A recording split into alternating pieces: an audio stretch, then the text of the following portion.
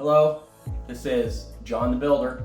Welcome back. We're going to take the shower tub unit and take the valve out and replace all of it, and at the same time I'm going to be running PEX. What I already did was took off and cut out the hot and the cold feed lines, but as you see here, that's what this is.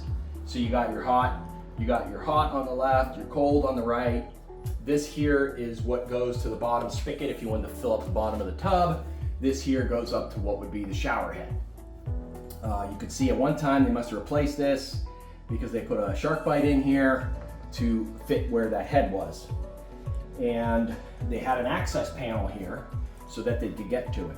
What I understand, the previous homeowner, the condo owner, had an issue down here where the drain had leaked from the original construction and they needed to repair. So I'm going to take you on the other side, show you how we take some of this apart, and then what will happen on the backside. Now we're in the inside of that room. Here's the tub shower unit. Down here was the spigot. You can see this plastic piece. It just screwed on. I already took it off and unscrewed it. There's a couple different styles out there. You have one that'll just slide on, similar to what a Sharkbite does, but this particular one screwed on. Already took it off. Here's the hand valve where you've got, your hot and cold adjustments, left and right. And this handle, and most, if you could see on the back side here, there's a little hole. This handle is typically always held on by an Allen head. So we're gonna take, just so happens that's a 3/32 Allen head screw, and put it in there. We're gonna keep turning it till it comes out. All right, you can see the head of the screw coming out. All right, so that'll allow us to pull that handle right off. Inside the handle, it's got splines. That's what goes into this piece here. Allows you to turn this on and off. So we're not gonna need that. So now what I wanna do is take this escutcheon off. Trim ring has on there, hot and cold. Just so happens this was an American standard. Then you'll see it's going to expose two Phillips head screws. That's what holds this big trim ring on. So I'm going to take my drill,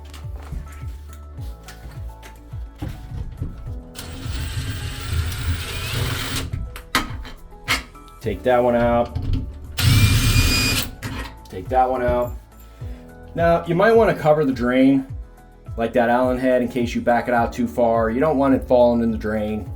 You want one less thing to have to worry about clogging up the drain. I wasn't too worried about it because I'm gonna end up taking that out anyways.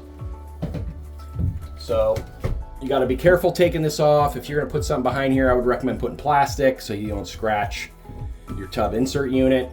This one, just pop right off. It's got a little foam gasket, so when water goes up behind here, it kind of protects it from leaking across the back. Another trim cover, taking that off. Now you see this whole thing is loose because those screws were helping to pull this tight up against here. This plastic thing, you see it won't fit through that hole. So what we're gonna do is take two crescent wrenches. You don't wanna just try to turn this plastic piece off in case you wanted to save something because it's soldered on. You don't wanna break that solder. So what I'm gonna do is, you see there's a head here. We're gonna put the crescent wrench on there. Just like if we wanted to use a wrench, we could. The crescent wrench is a little easier, so you can make it adjustable. And then we're gonna go ahead and hold the crescent wrench that's on the pipe steady and turn the fitting off. And then you'll be able to just get it by hand to remove it. You could see what they did is there was some residual of the tape, Teflon tape, to help make it better seal.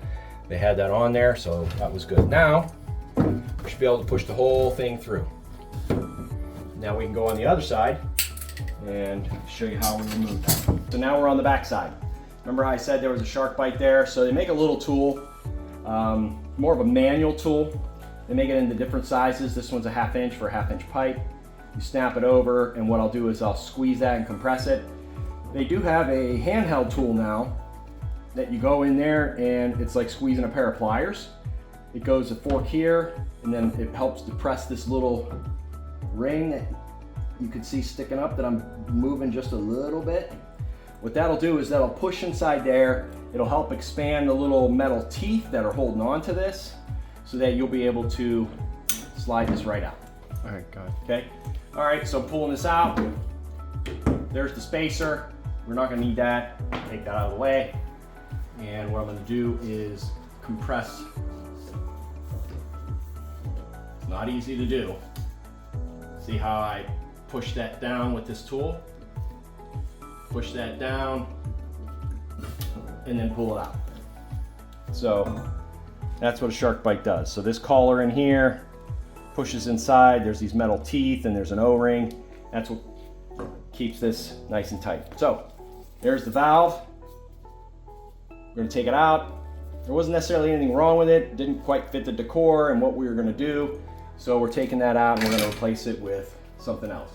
Now in order to take this out, I'm gonna have to cut that piece of wood out up there because it has a drop ear. Typically, this would be attached a lot sturdier, so you wouldn't be able to do all this. And that's why when I took the shower head off, everything was loose. But I'm gonna go ahead, rebuild all that. Plus, I don't like the height. I thought it was a little too low. So I'm gonna cut a hole and put it up higher. Get you on the next video, show you how I put all this in, remove some of this other stuff. So thanks for watching, John the Builder. Like and subscribe. Let me know in the comments if you'd like me to go ahead and show you any other aspects of this condo remodel. Thank you.